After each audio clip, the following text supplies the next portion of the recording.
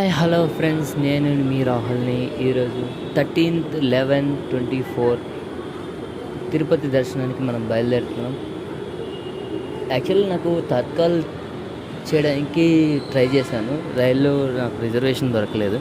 అందుకని సడన్గా ప్లాన్ మొదలెట్టేసరికి మనకి ఏం ట్రైన్స్ చిక్కలేదు. అందుకని అప్పటికప్పుడు బస్ బుక్ చేసుకొని బయలుదేరాల్సి వచ్చింది. మనకి హైదరాబాద్ నుంచి తిరుపతికి 1000+ ఛార్జెస్ పడుతుంది, 1000 రూపీస్ అబోవ్ పడుతుంది. ఇది ఎంజీబీఎస్ నుంచి స్టార్ట్ అవుతున్నాయి బస్సెస్. ఇది చాలా లాంగ్ జర్నీ, దాదాపు 3 డిస్ట్రిక్ట్స్ ఆర్ చేంజెస్ అయ్యి వెళ్ళాల్సి వస్తుంది. ఫస్ట్ వన్ వచ్చేసి ఆంధ్ర బోర్డర్ మీదుగా అద్దంకి, నెల్లూరు, కావలి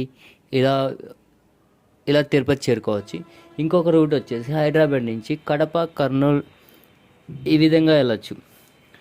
2 రూట్లు long journey, minimum 8 to 10 hours journey పడుతుంది. ఫస్ట్ ఆఫ్ ఆల్ ఈ జర్నీ చాలా సడన్గా ప్లాన్ చేయాల్సి వచ్చింది. ఫస్ట్ వన్ వచ్చేసి మనం బయలుదేరే టైంలో తిరుపతికి వచ్చేసాం. నైట్ అంతా జర్నీ చేసి ఒక స్లీప్ మోడ్ వేసేసి అలా తిరుపతి వచ్చేసాం.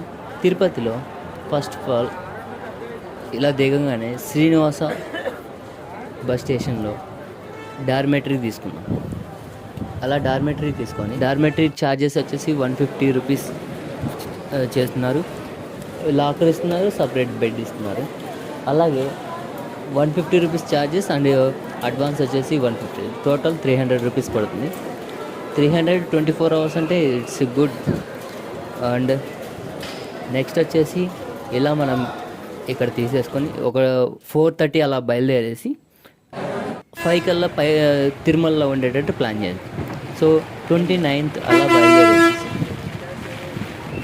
మార్నింగ్ నుంచి ఈవినింగ్ దాకా జర్నీ సాగుతూనే ఉంటుంది. తిరుమలలో ప్రతి ఒక్క డ్రైవర్ హ్యాట్స్ ఆఫ్ చెప్పాలి. తిరుమలలో కొండల్లో ఘాట్ రోడ్ సెక్షన్లో డ్రైవ్ చేయడం అంటే అంత ఈజీ కాదు.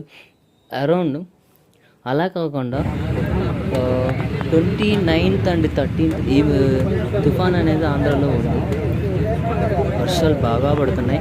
ఈ వర్షం మంచు డ్రైవర్స్ జర్నీ చేస్తున్నారంటే అది మామూలు విషయం కాదు. నెక్స్ట్ వన్ వచ్చేసి మనం తిరుమలకి రీచ్ అయ్యాం, కొండపైకి. అలాగే కొండపైన వెదర్ మాత్రం చాలా సూపర్ ఉంది. ఎర్లీ మార్నింగ్ ఇంకా వర్షం స్టార్ట్ అవ్వలేదు, పొగమంచు వాటన్నిటితో సూపర్ ఉంది జర్నీ మాత్రం.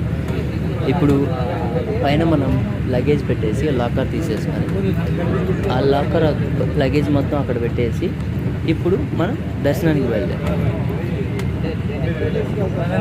యాక్చువల్లీ మనకు తెలిసింది తిరుమలలో ఒకళ్ళ కెమెరాలు ఇవన్నీ అలా ఉండవు కాబట్టి నేను అది చూపించలేను.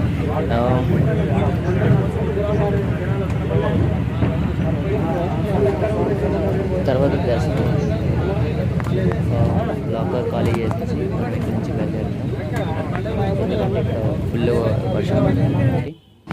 So bye goodbye. Tirupati journey ఇంతతో క్లోజ్.